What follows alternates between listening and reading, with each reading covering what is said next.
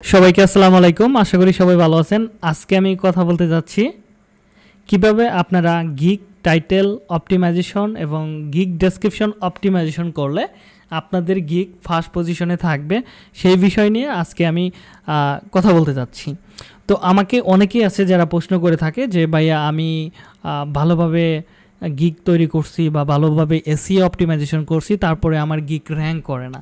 এখন কথা হচ্ছে আমাদের কিছু রুলস মানতে হয়। যারা ফাইবারে কাজ করে তারা এই বিষয়গুলো খুব ভালোভাবে জানে যে কিছু রুলস মানতে হয় যেগুলো আসলে আমাদের গিগ অপটিমাইজেশনে খুবই ভালো হেল্প করে।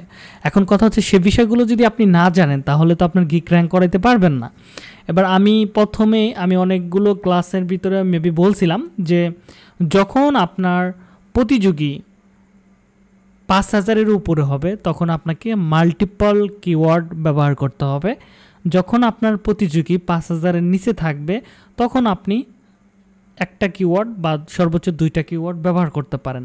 মাল্টিপল কিওয়ার্ড বলতে আমি যেটা বুঝাইতেছি সেটা হচ্ছে একাধিক, একের অধিক, মানে হচ্ছে আপনি ৩টা-৪টা কিওয়ার্ড আপনাকে ট্রাই করতে হবে ওই আপনার গিগ টাইটেলের ভিতরে রাখা বা প্লেসমেন্ট করা।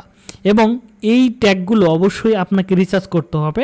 একটা বা দুইটা থাকতে হবে হাই কম্পিটিশন এবং কয়েকটা থাকতে হবে একদম লো কম্পিটিশন, যেটা খুব একটা মানুষ সার্চ করে না। মাসে হতে পারে যে 50 জন, 100 জন, 500 জন সার্চ করে, এরকম কিওয়ার্ডগুলোকে আপনাকে ফাইন্ড আউট করতে হবে।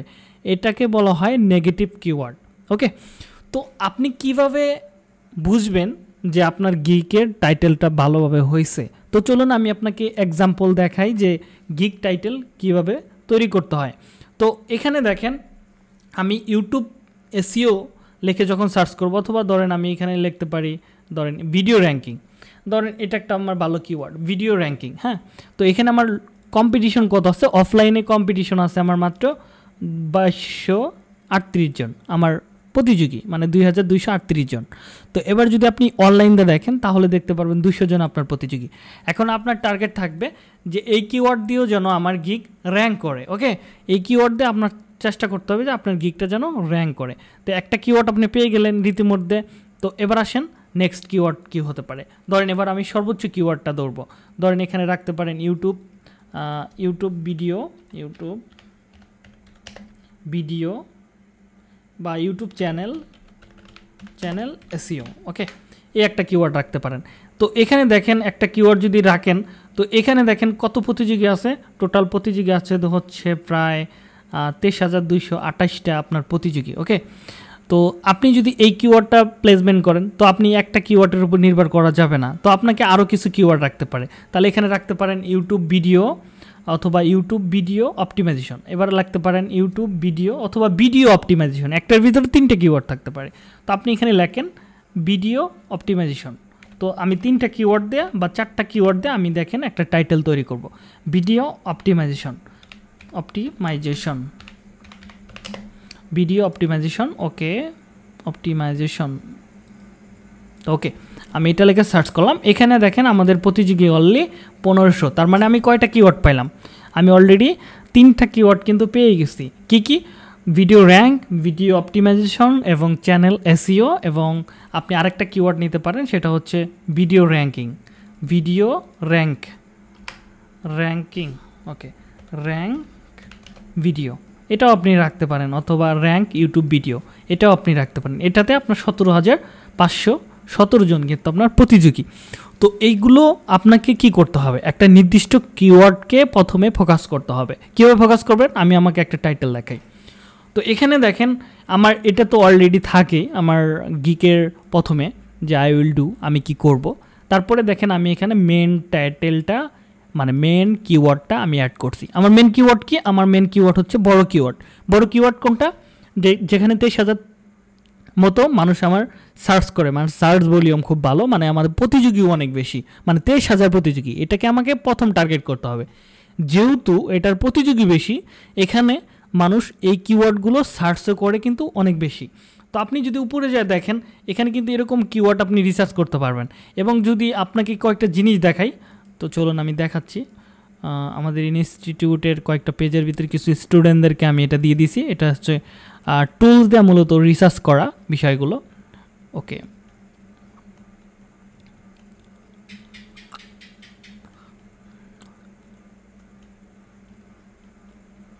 এগুলো প্রিমিয়াম জিনিস আমি আপনাদেরকে শেয়ার করতেছি, সমস্যা নাই। একটু উপরে দিকে গেছে, মেবি কিছুটা সময় লাগবে, ধৈর্য সহকারে ভিডিওটা কন্টিনিউ করতে হবে। তাহলে আই হোপ যে আপনি আজকে অনেক কিছু শিখতে যাচ্ছেন। ওকে, তো ধরেন আমার ক্যাটাগরি, আবার এখানে কিন্তু একটা জিনিস লক্ষ্য করতে হবে, আপনার ক্যাটাগরির উপরে কিন্তু কিওয়ার্ড প্লেসমেন্ট করতে হবে। ধরেন এই ক্যাটাগরির সাথে কী কী প্লেসমেন্ট হতে পারে, কিওয়ার্ডগুলো কোনটাকে র্যাঙ্ক করবে, এগুলো কিন্তু আপনাকে জানতে হবে। ওকে, তো এখানে দেখেন কী কী কিওয়ার্ড আমার সাথে ভালো যাবে। ধরেন ইউটিউবের উপর যদি কিওয়ার্ড বানান, মানে গিগ বানান, সেক্ষেত্রে YouTube manager, YouTube SEO, YouTube video promotion, YouTube optimization, YouTube channel SEO, এটা কিন্তু খুবই ভালো। ঠিক আছে, এখানে প্রতিযোগীও খুবই ভালো এবং হাই কিন্তু কম্পিটিশন। ঠিক আছে, তো এখানে এই কিওয়ার্ডগুলো কীরকম পারফরমেন্স করবে এই টু যেটা এখানে দেওয়া আছে। তারপরে YouTube channel management, YouTube video SEO, YouTube ranking, এগুলো কিন্তু ভালো কিওয়ার্ড। এগুলো অবশ্যই আমাদেরকে ভালোভাবে শিওর করে নিতে হবে, মানে আপনি যেটা দিবেন সেটা আপনাকে বুঝতে হবে। তো আমার এটা হচ্ছে অনেক হাই কম্পিটিশন একটা কিওয়ার্ড, তো এটা আমি প্রথমে দিয়েছি। তাহলে কি লিখছি, I will do YouTube channel SEO. আমি কি করব, ইউটিউব চ্যানেল এসইও করব। তারপরে কি করছি আমি, ভিডিও অপটিমাইজেশন, এটা হচ্ছে আমার সেকেন্ড কিওয়ার্ড। সেকেন্ড কিওয়ার্ড কিন্তু এটা ভিডিও অপটিমাইজেশন। তারপরে আমি কি করছি, ইমপ্রুভ, এখানে একটা কথা বলছি মানে আকৃষ্ট করার জন্য। তারপর কিন্তু এখানে দিচ্ছি ভিডিও র্যাঙ্কিং। তার মানে আমার 3টা কিওয়ার্ড কিন্তু এখানে অলরেডি প্লেসমেন্ট করা হয়েছে। ওকে, তো এই টাইটেলটা দিয়ে যদি আমার কোনো গিগ ভালোভাবে অপটিমাইজেশন করি, মানে হচ্ছে পাবলিক করি, আই হোপ যে এই গিগটা আমার ভালো একটা পারফরমেন্স করবে। এবার আসেন এগুলো কীভাবে প্লেসমেন্ট করতে হবে। তো আপনাকে যেটা করতে হবে, আপনি গিগ তো বানাবেন, ঠিক আছে। এটা ধরেন এক্সাম্পল, আপনি একটা টাইটেল ওইটা আপনি দিয়ে দিয়েছেন ওইখান থেকে। জাস্ট প্রথমে এসে আপনাকে যেটা করতে হবে, যতটা সম্ভব প্রথম লাইনে, এরকম প্রথম লাইনে, আপনি প্রথম লাইনে যাই কিছু লেখেন না কেন, আপনার যে কোনো একটা মেন কিওয়ার্ডকে ফোকাস করতে হবে। ধরেন আপনার মেন কিওয়ার্ডটা কি, ইউটিউব চ্যানেল এসইও। তাহলে এই কথাটা কিভাবে আপনি প্রথম লাইনে প্লেসমেন্ট করা যায় সেটা আপনাকে চিন্তা করতে হবে। অবশ্যই এটা বোল্ড থাকতে হবে।